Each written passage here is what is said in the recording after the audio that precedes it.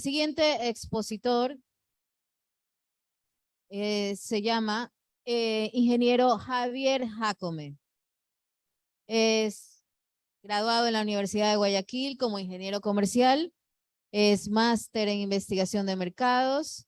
Su experiencia laboral está relacionada a estudios de Data Science y Big Data en el Instituto de Tecnología de Massachusetts. Certificaciones profesionales en ciencia de datos, Python, R, SQL, en instituciones como IBM y Universidad de Harvard. Ganadora Mejor Proyecto de Inteligencia Artificial en Saturday's AI en el año 2020. Jefe de analítica en empresa líder en telecomunicaciones. Consultor de proyectos de analítica con enfoque de monetización. Experiencia en Machine Learning. Muchas gracias al ingeniero Javier Jacome, quien nos viene a presentar el tema Big Data y Ciencias de Datos, principales casos de uso. Un fuerte aplauso para él, por favor.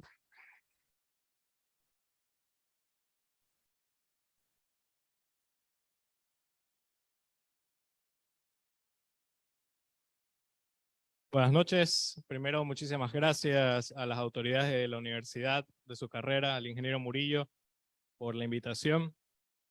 Para los que no conocen, el ingeniero Murillo fue mi profesor en la universidad. También fue uno de los oponentes de mi tesis de pregrado. Así que le tengo mucha consideración y agradezco mucho por la invitación. Pues muchas gracias a ustedes también por su tiempo. El día de hoy el enfoque de mi charla está basado en conversar sobre los casos de uso que nos permite desarrollar la Big Data o Big Data en inglés y las herramientas de ciencias de datos que se aplican sobre esta ingesta de datos. Creo que es muy común que hayamos escuchado en publicaciones, revistas, conferencias, de que los datos son el nuevo petróleo. Hay muchas publicaciones, ustedes van a ver en revistas que indican los datos son el petróleo del siglo XXI. Y esto es cierto. Las organizaciones hoy en día pueden acceder cada vez a más datos. Hoy se accede a más datos que nunca. Bien decían al inicio de las conferencias, de que en los últimos 2 años se han generado más del 90% de toda la información que existe en el mundo.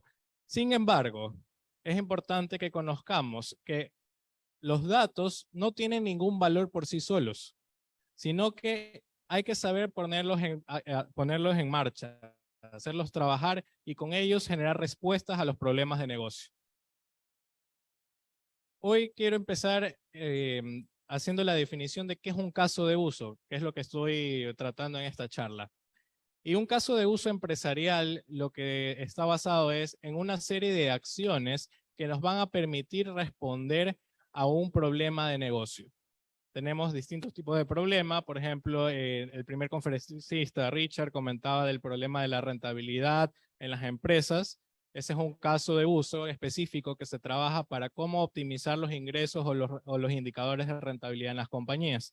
Para ello, él explicaba cómo se hace todo este proceso de analítica aplicando modelos o algoritmos de Machine Learning para poder llegar a predicciones que nos permitan tomar mejores decisiones. Es por eso que estos casos de uso pasan por una secuencia de acciones, como lo son, primero, capturar los volúmenes grandes de información. Es muy importante que las empresas hoy en día comiencen a capturar datos.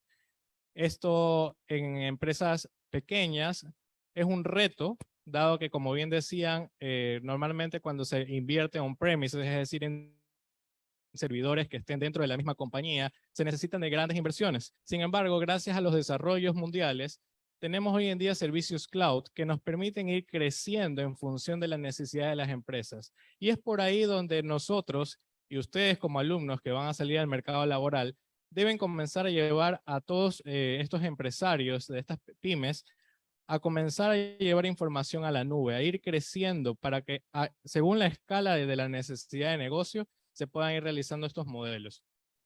Una vez que se comienzan a almacenar estos datos, hay que empezar a identificar estos problemas de negocio.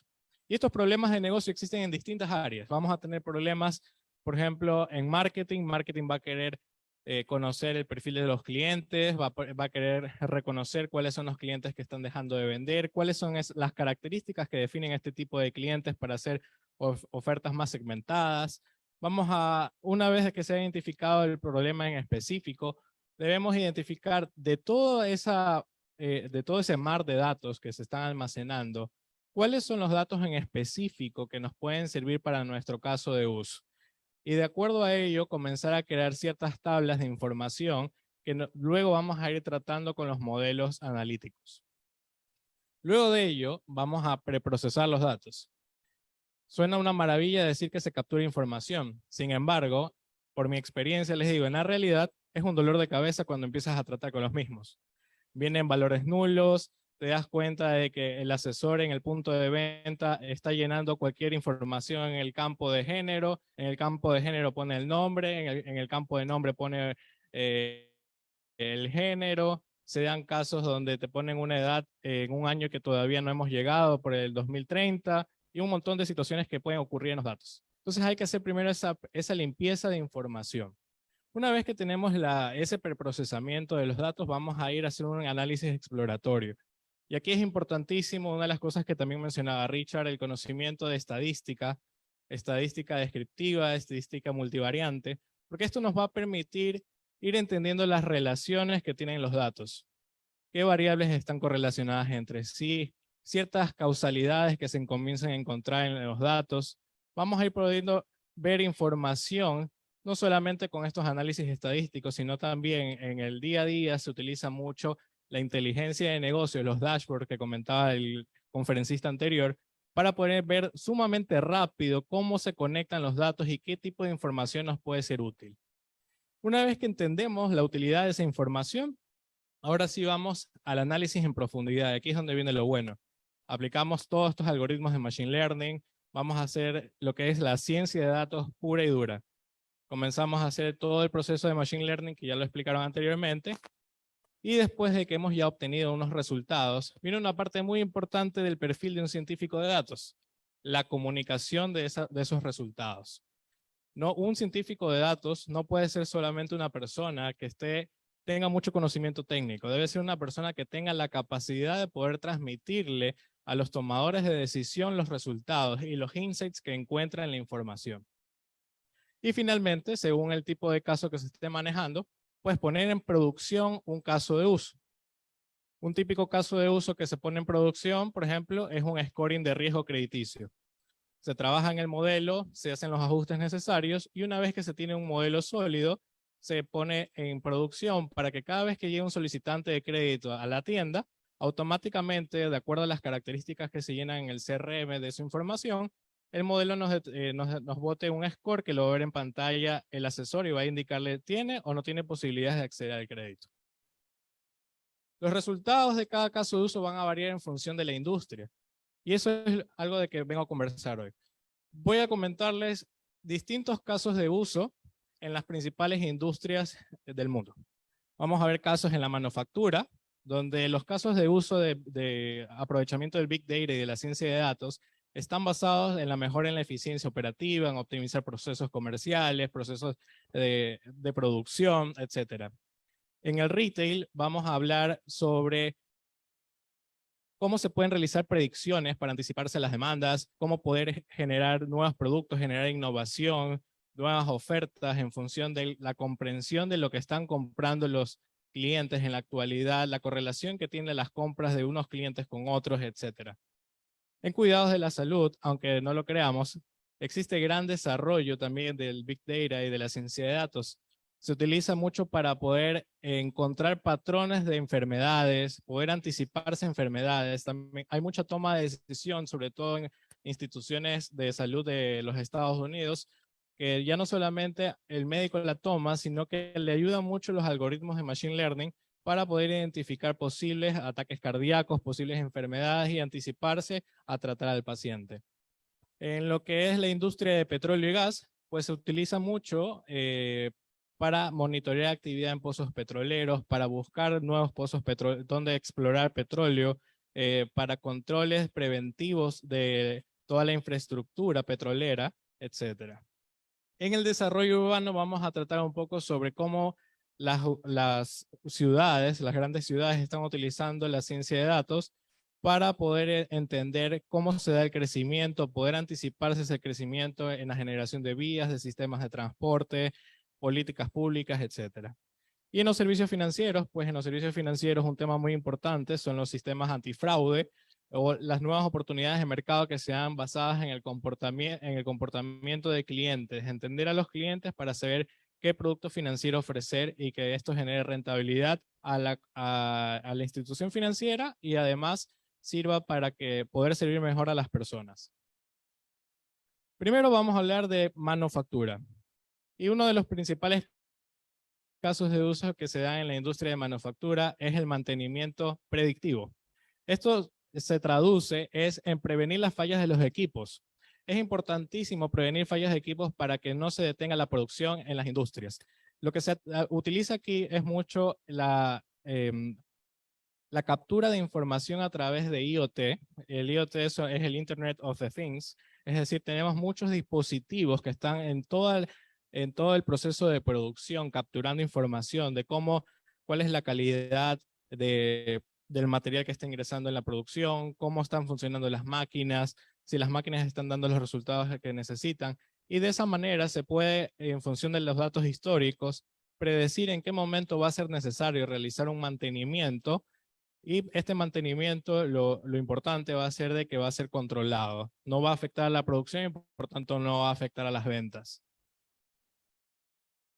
Otro caso importante es analizar la eficiencia operacional, es decir, evaluar todos los procesos de forma proactiva para identificar dónde se están dando los cuellos de botella, cuáles son los principales puntos donde le está tomando más tiempo la producción. La identificación de estos puntos nos va a permitir justamente trabajar ya con el equipo especializado en la producción para poder mejorar el proceso, reducir los tiempos y por tanto en la reducción de tiempos vamos a tener una optimización de costos relacionados a la producción. Otro caso es el de la optimización de producción y aquí les traigo un ejemplo que es Cemex. Cemex es una de las principales empresas de cemento en México. Cemex lo que realiza ha incorporado la ciencia de datos dentro de los molinos de producción de cemento para identificar la calidad del cemento que se está generando. A través de estos dispositivos justamente que mencionaba de IoT se toman muestras de información dentro del proceso productivo todos los días que va a permitirle a Cemex mejorar el rendimiento de los molinos. En esta manera van a ahorrar costos y van a generar una eficiencia operacional que es parte de todo lo que busca la manufactura como con la utilización del Machine Learning. Pasando al sector del retail, pues justamente en el retail vamos a tener el desarrollo de nuevos productos como uno de los principales casos de uso.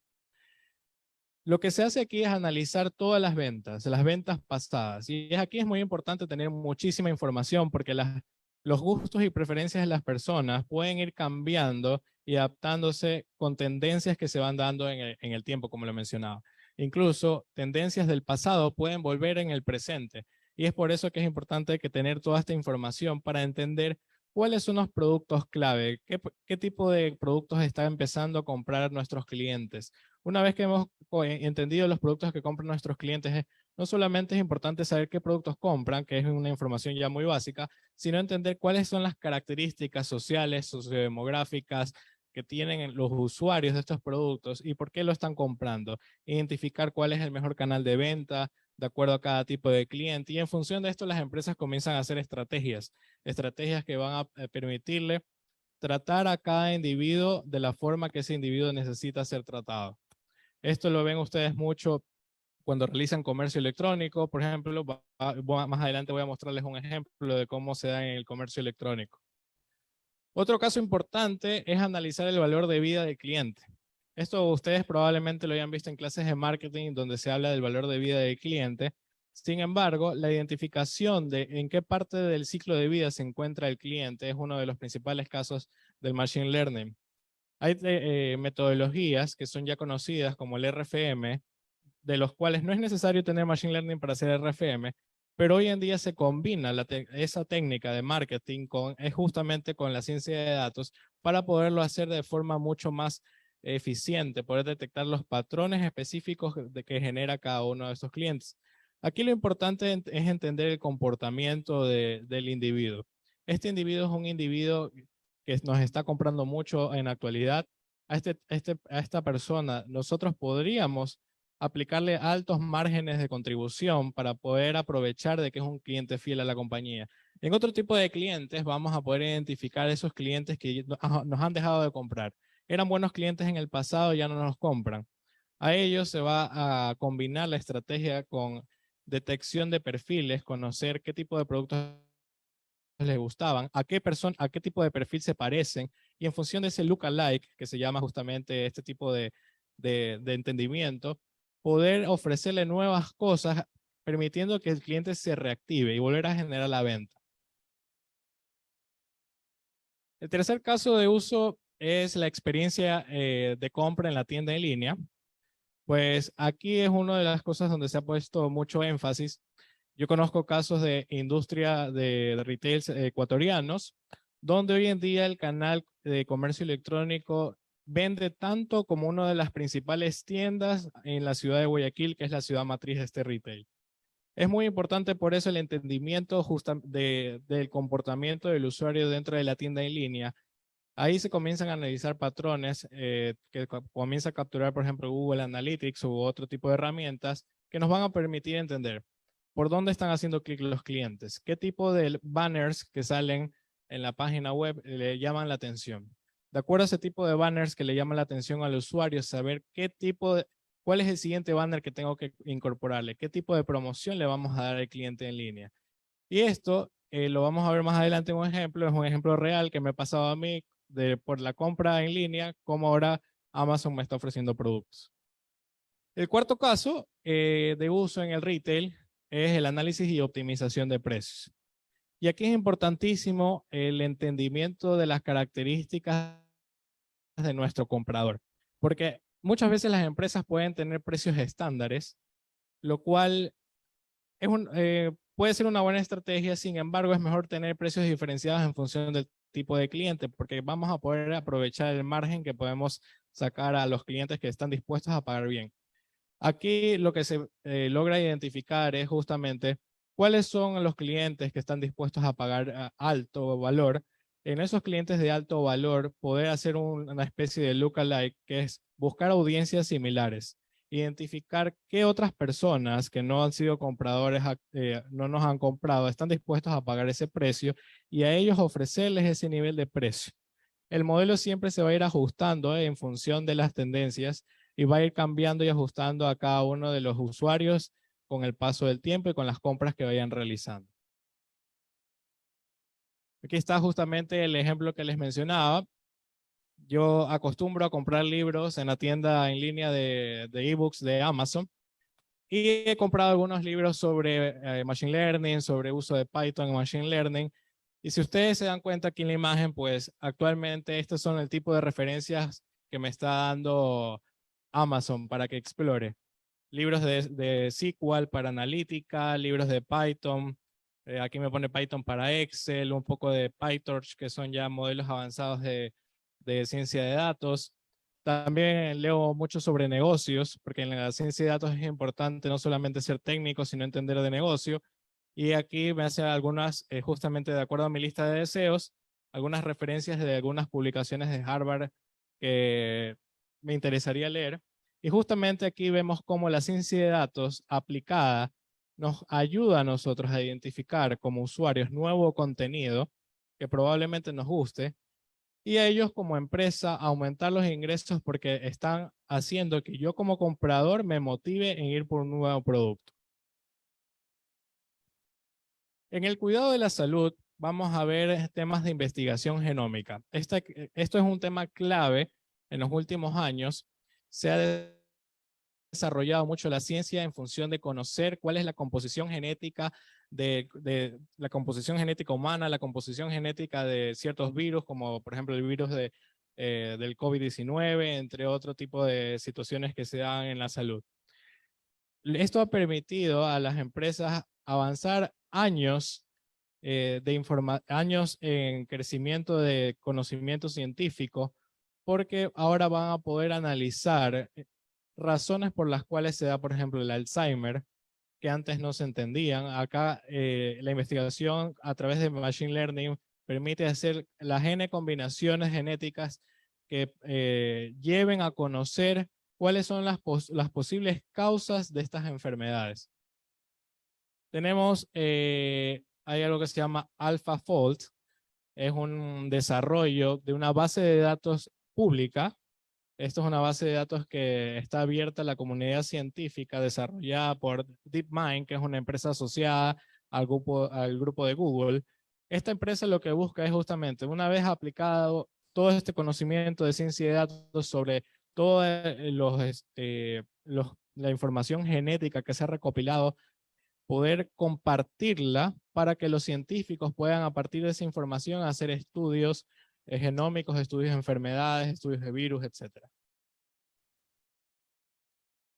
No todo es dinero en la ciencia de datos, también hay mucha contribución científica. En el petróleo y el gas, pues vamos a volver a ver el tema relacionado al mantenimiento predictivo de los equipos. Y aquí es importantísimo porque en lo que son exploraciones petroleras, existen muchas exploraciones petroleras que se dan en zonas de acceso remoto. Por ejemplo, aquí en el Ecuador vamos a ver exploraciones petroleras en la Amazonía, en zonas donde ni siquiera existen carreteros para llegar. También, por ejemplo, en países como México hay exploraciones petroleras en alta mar.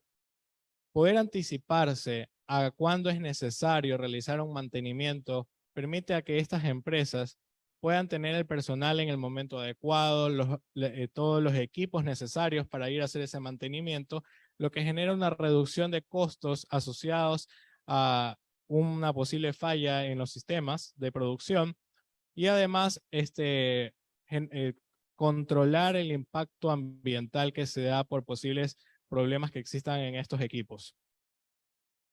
También hay casos, y vamos a ver más adelante, Repsol trabaja mucho en la exploración y descubrimiento de petróleo. Lo que ha hecho Repsol en la actualidad es desarrollar modelos basados en información física de suelo para poder determinar en qué zonas de los yacimientos deben ir a hacer la exploración petrolera.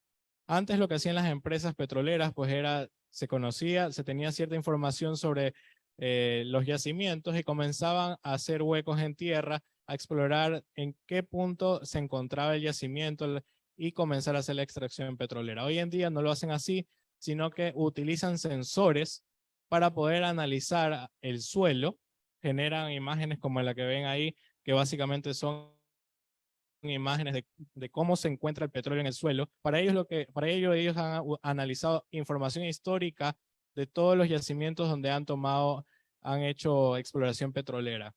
Y en función de esa información y la poca información que cuentan de los lugares que están empezando a explorar, determinar dónde es la mejor zona para ir a realizarla, y eso va a permitir reducir impactos ambientales. Sabemos que estas empresas son muy, jurídicamente se las controla mucho por el tema del impacto ambiental, tienen multas muy grandes en casos que se generen problemas de impacto ambiental, pues a través de la ciencia de datos buscan disminuir ese impacto y mejorar sus resultados en exploración, disminuyendo los niveles de inversión necesarios para la misma. En el desarrollo urbano tenemos la definición de sistemas de transporte. Ustedes se habrán dado cuenta que aquí en Guayaquil, en los últimos meses se han colocado cámaras por casi todo Guayaquil. Tenemos distintos sensores en las ciudades, existen otras ciudades que también pueden ver todos estos dispositivos para conectarse al Wi-Fi que existen en las paradas de buses, en la metrovía, etc. Todo este tipo de dispositivos les permiten capturar información de cuántas personas están pasando por un determinado lugar, cómo se están movilizando esas personas, cuál es su origen, cuál es su destino. Esto le permite a las instituciones públicas analizar cuáles son esas líneas de deseo necesarias para construir. Es decir, las personas, supongamos de Mucholote 2, se dirigen mucho al centro de la ciudad.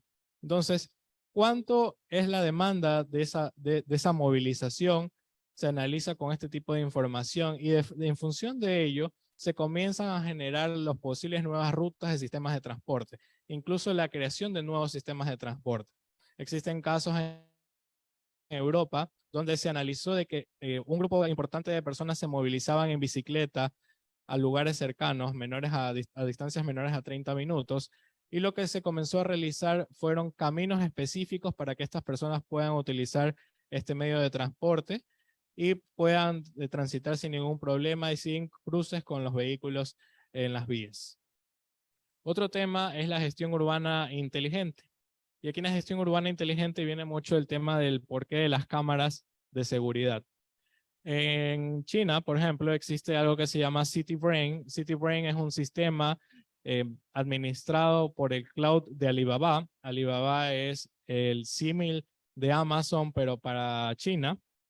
Lo que hacen a través de este sistema es que con todas las cámaras de seguridad que existen en las ciudades de China, además de sensores IoT y del GPS de los celulares, comienzan a generar cambios en los semáforos para mejorar los sistemas de transporte en función de cuál es el tráfico que existe en el momento.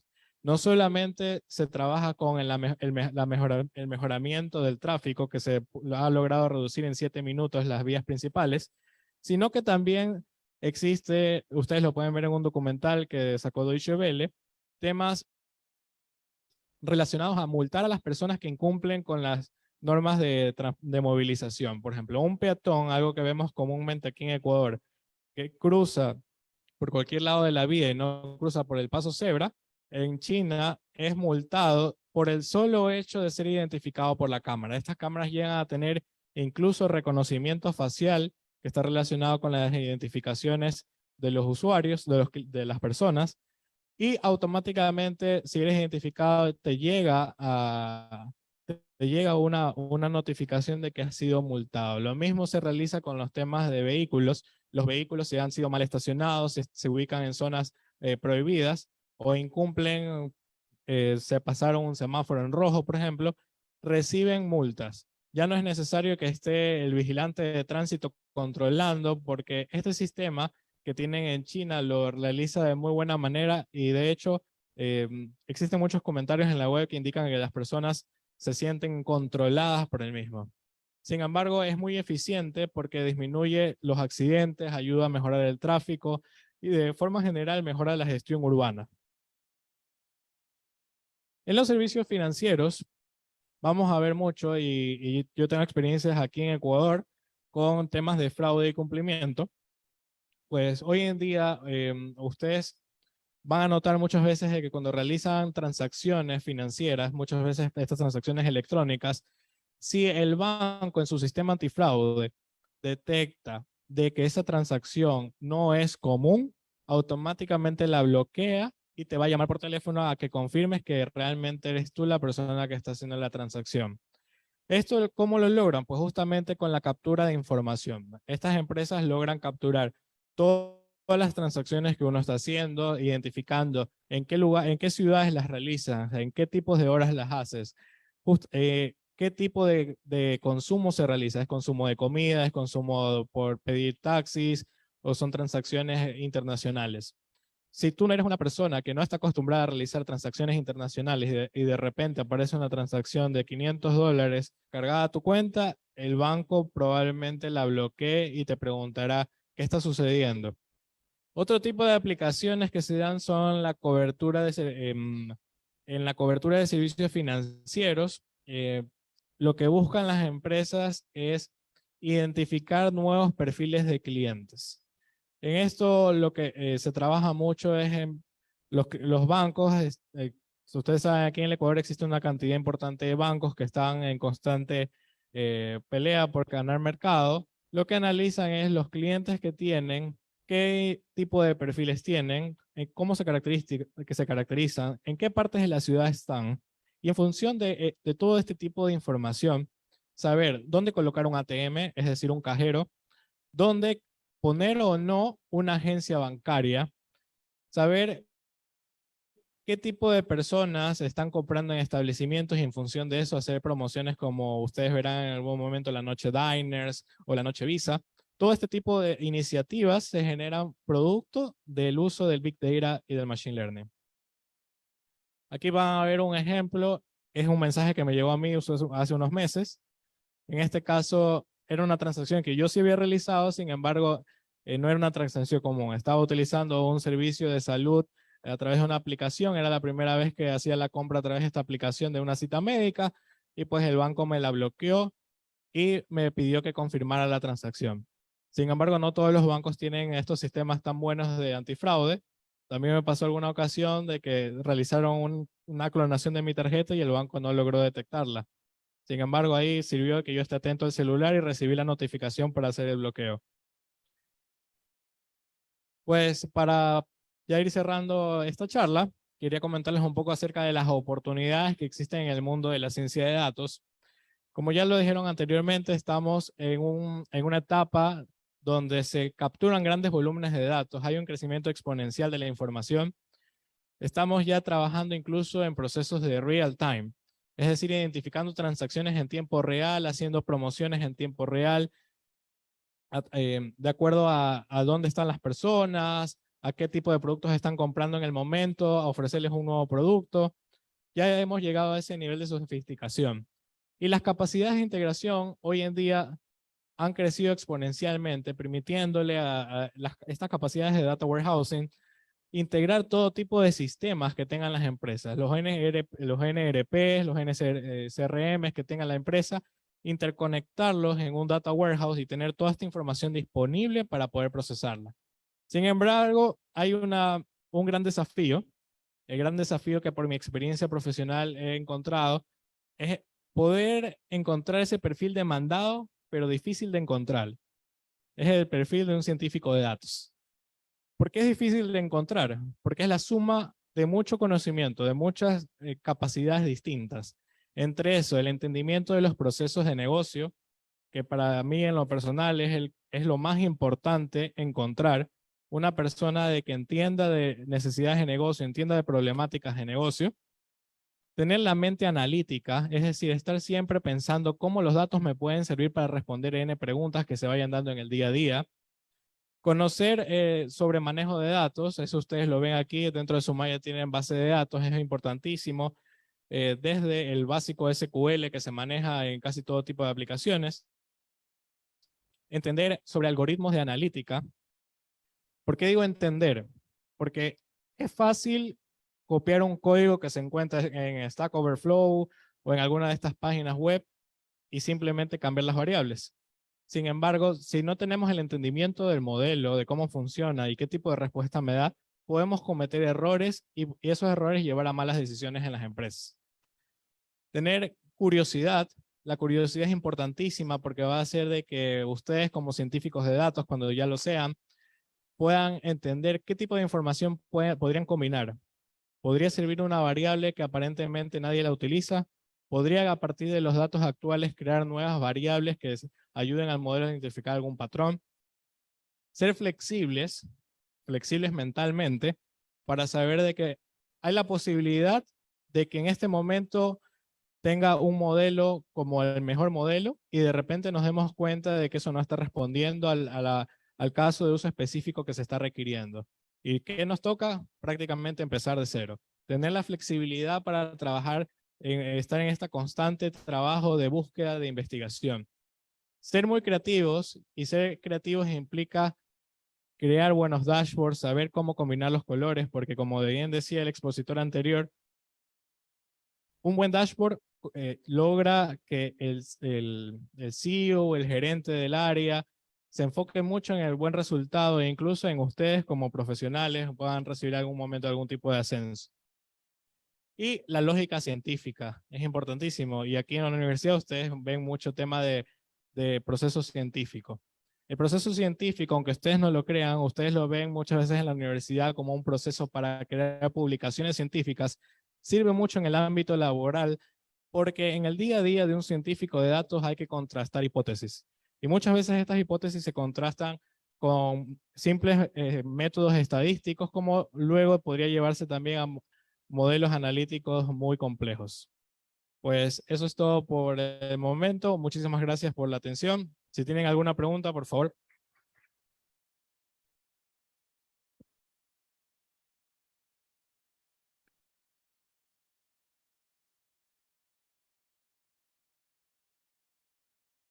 Muchas gracias por la intervención. ¿Existen preguntas, por favor?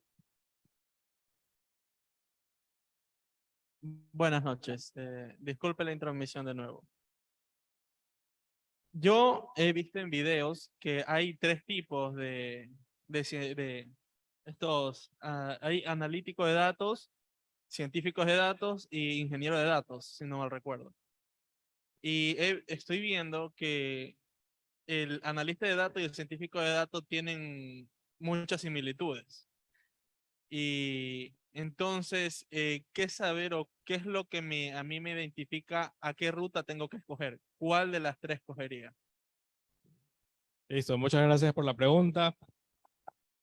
A ver, esto va en función de el nivel de la capacidad específica que la persona tiene desarrollada. El ingeniero de datos es una persona que se dedica mucho más a la parte de arquitectura e ingeniería de datos, es decir, a crear los ETLs necesarios para la extracción de información y esa información llevarla a repositorios específicos que sirvan para los analistas o los científicos de datos. Ellos trabajan mucho en el proceso de extracción y carga de transformación y carga de datos. Ese es el rol principal de un ingeniero de datos. Lograr capturar datos que se encuentran en los transaccionales y hacerlos útiles en fuentes que sean accesibles para las personas que van a analizar información. El analista de datos es el primer paso que normalmente yo recomiendo seguir a la persona que quiere dedicarse a los temas de ciencia de datos. Un analista de datos es una persona que tiene conocimiento y habilidades para extraer información, agregar esa información, con esa información generar reportería a través de dashboards y tiene ya cierto nivel de conocimiento estadístico para poder hacer pruebas de hipótesis que van a permitir ir encontrando ciertos patrones descriptivos en la información. Y el rol del científico de datos ya es más bien un rol donde la persona tiene muy alto conocimiento de estadística, de computación, logra trabajar los datos en crudo, transformarlos, combinar distintas fuentes de información. Una vez que ha combinado estas fuentes de información, analizar los patrones y posterior a analizar los patrones, aplicar los algoritmos para modelos de predicción o de regresiones y clasificaciones. No sé si fui claro con la respuesta. Gracias. Buenas noches, ingeniero, buenas noches. Soy estudiante del séptimo semestre de la carrera de Gestión de la Información Gerencial. Me ha parecido muy buena su conferencia y tengo una pregunta. Usted partió iniciando la conferencia diciendo que los datos son el nuevo petróleo, pero que por sí solos no tienen, o sea, no se valen por sí solos, prevalecen desde una interpretación, pues, ¿no? Entonces, la pregunta que yo tengo es la siguiente. En el ámbito de la ciencia médica y de acuerdo al análisis y uso de Big Data, si se puede pronosticar o predecir nuevas enfermedades considerando fichas médicas históricas de los pacientes. Sí, la respuesta concreta es sí se puede predecir enfermedades de pacientes. Cuando me presentaba Alexandra, ¿no? Cuando me presentaba Alexandra comentaba de que en algún momento en el año 2020, unos meses antes de la pandemia, gané un premio a un mejor proyecto de inteligencia artificial. Les comento que en ese caso particular trabajamos en una aplicación que predecía la probabilidad de tener cáncer en la piel en función de imágenes. ¿Cómo se logra eso? Justamente como tú mencionas, analizando casos anteriores, en este caso eran fotografías, que nos permitían ver las lesiones de la piel y clasificar las lesiones de la piel entre lesiones cancerígenas y no cancerígenas. Existen casos en los Estados Unidos donde los hospitales hoy en día ya están analizando el patrón de la historia clínica de todos sus pacientes para determinar cuando el paciente llega al hospital si tiene, por ejemplo, dolores de pecho o sensaciones de ahogo, identificar si hay la probabilidad de que esta persona esté sufriendo un paro cardíaco. También se realiza estudios en Estados Unidos y en Europa, donde antes de intervenir quirúrgicamente a una persona, se determina la probabilidad de éxito de esa cirugía. Y si la probabilidad de éxito no es buena, pues se suele esperar un tiempo adecuado a que la persona mejore, esté más estable para realizar la intervención e incluso no realizarla.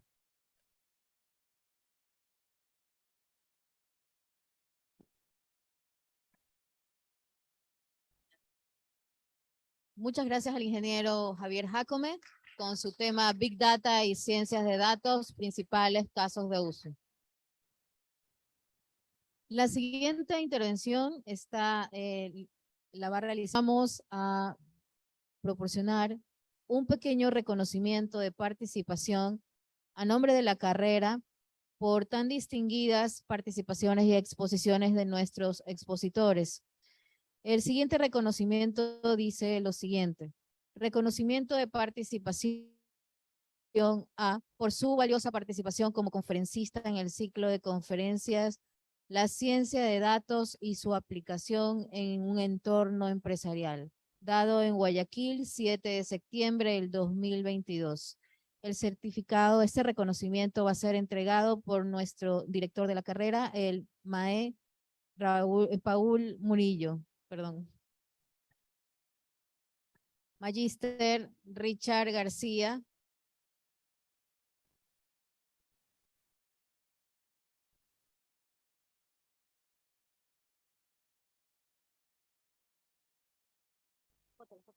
Allá va.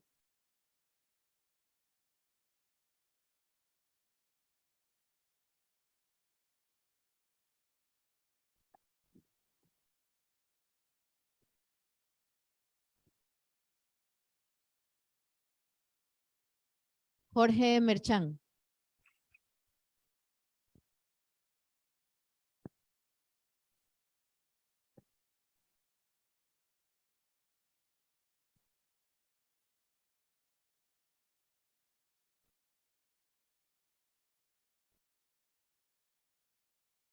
Javier Jacome.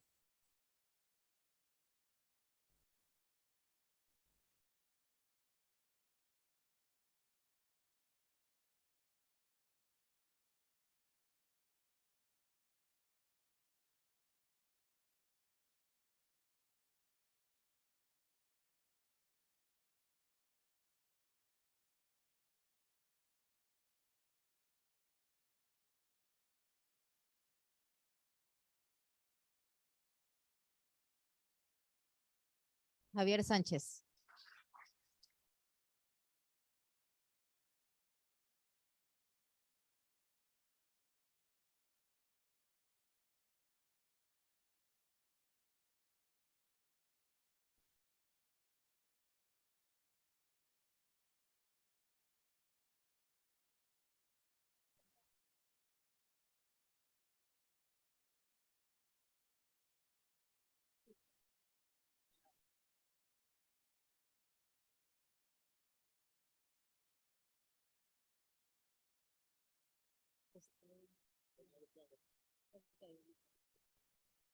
A continuación, palabras de nuestro querido director, el ingeniero Paul Murillo Delgado.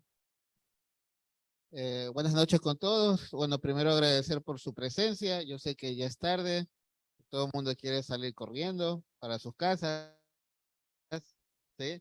Un agradecimiento muy especial a todos los miembros de la carrera que estuvieron muy prestos a ayudarnos para que todo esto sea exitoso. A nuestros expositores, muy agradecido por su valiosa ayuda y los invitamos mañana a seguir con este ciclo de conferencias, ¿sí? Tenemos al Magister José Castro, tenemos a la Magister Zulema Basurto y tenemos a Roberto Esteves, ¿no? Roberto Esteves pertenece a la Sociedad Científica de Datos, ¿sí?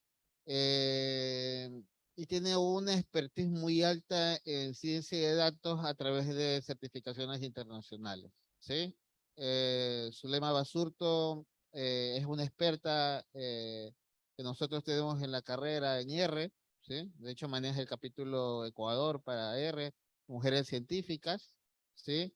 Y tenemos al ingeniero José Castro, que ya está terminando su doctorado en España. De hecho, me parece que después de terminar el ciclo, él ya va a sustentar su tesis doctoral, ¿no? Entonces tenemos gente muy valiosa en la carrera y esperemos que ustedes puedan aprovechar. Yo sé que no es su franja horaria, pero si pudieran venir, están cordialmente invitados. Esperemos poderlo transmitir por Facebook Live el día de mañana, ¿sí? Pero en todo caso, todos están cordialmente invitados a asistir a este ciclo de conferencias.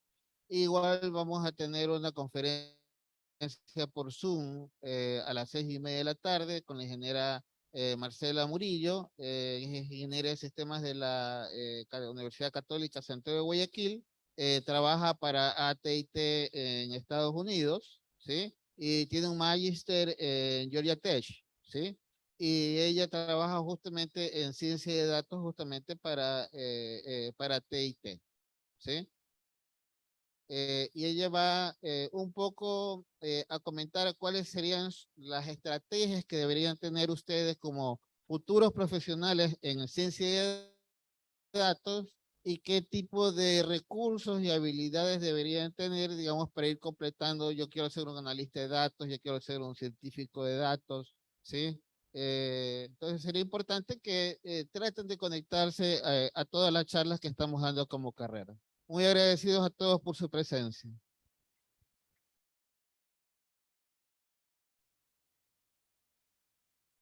El jueves de 9 a 1 tenemos la carpa itinerante de la carrera, donde vamos a comentar cuáles son las líneas de investigación que tiene la carrera. Están cordialmente invitados, ¿no? Muchas gracias a todos ustedes por su participación.